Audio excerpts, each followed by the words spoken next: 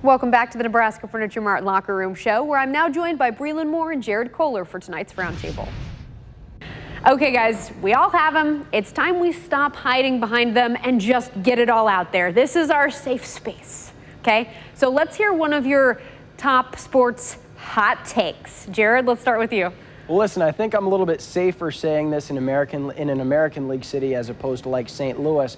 But nowadays, pitchers batting in Major League Baseball is just plain stupid. I know 50 years ago when pitchers could actually competently hit, it made sense and it was the game in its purest form. But that is no longer the case. Pitchers as a whole, as a position, are barely hitting 100 for a batting average, and yet they're taking at-bats away in the big leagues from guys who can hit home runs, steal bases. We've got more freak athletes in the game of baseball than we've ever had before, yet we're sending up pitchers who only training is laying down bunts. Think about it. When a pitcher gets a single or lays down a sac bunt, they throw a parade because that never happens anymore. Yeah. It's not the game at its highest level. Now, I'll listen to the argument and you say, okay, we want to just keep it in the National League. But in no world should the World Series be decided with one team playing a different style under different rules than they played the entire year. Think about it. The Royals have a designated hitter all year long. Then when they get to the World Series, the sport's highest level, they no longer get that player. That's ridiculous. Think about in the Super Bowl, if the Chiefs had their linebacker and then all of a sudden they don't get to use that linebacker just because they're in the AFC while the NFC team doesn't face a penalty, it makes no sense. Because think about it, the National League, what? They just throw in an extra batter when they go to the American League cities. They aren't really hurt. So it makes no sense that the game at its pinnacle is decided on different playing fields. Because really, you think about, oh, but Bartolo Colon, he hit a home run that one time. Yeah, for every funny at-bat or for every Zach Greinke or Madison Bumgarner, there's 500 other pitchers who make a fool out of themselves. It's not the game at its highest level. The example I bring up to Royals fans, all right? Think back, 2014 World Series, Game 4, Kansas City leading the series 2-1 in San Francisco. They're leading the game, 2 outs, bases loaded. Who comes up to the plate? Kelvin Herrera. Didn't know how to hold a bat, looked like a fool. Everybody's laughing. Ha ha. He strikes out with the bases loaded. The Royals lose that game. The Royals lose that World Series. Now, I'm not saying if Billy Butler were in that position as the team's designated hitter that the Royals would have won the World Series.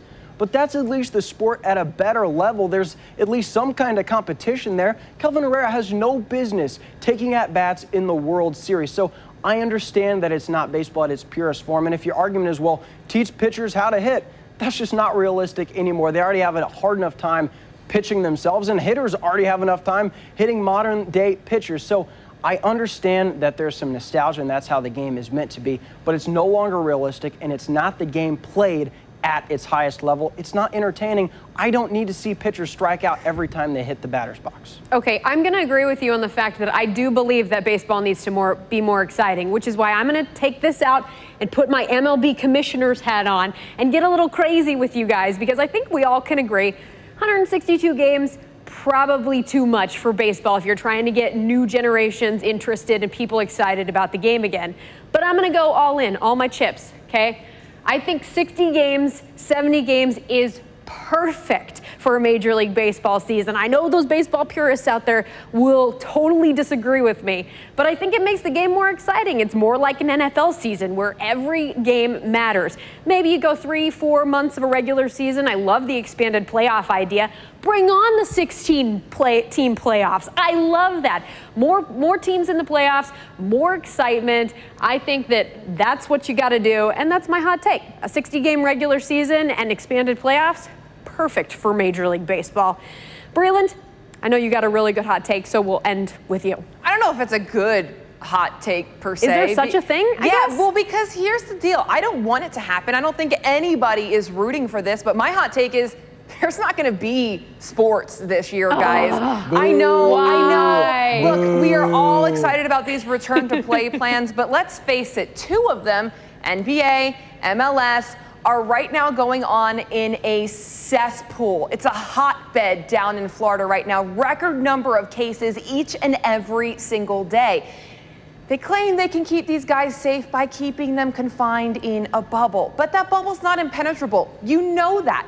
There's people that need to come in to bring food in. You know, guys are going to go out. I know that's not the responsible thing, but it happens. Look at LSU. They were also supposed to be quarantined and in their own little campus bubble. And guess what? 30 of those guys decided to go to a nightclub in Baton Rouge. Now, I don't think you're going to have anything as egregious as that per se, but even look at K-State. Man, they just got back on campus 5 days into their workouts. They had to shut that baby down. And guess what? Now Manhattan's a complete outbreak zone. So I just don't think this is realistic. As for the other sports that are going to play in cities, NHL, I don't even know what they're doing. So let's just leave Gary Bettman and his league out of this. But let's look at Major League Baseball. Same thing. You cannot keep those guys completely isolate. They still have to go to the store. They still have families. There's so much contact going on. And the more and more people who are out, y'all have been at stores, I've been at stores, ain't nobody out there wearing masks, unfortunately. No one seems to take this as seriously as health officials want them to.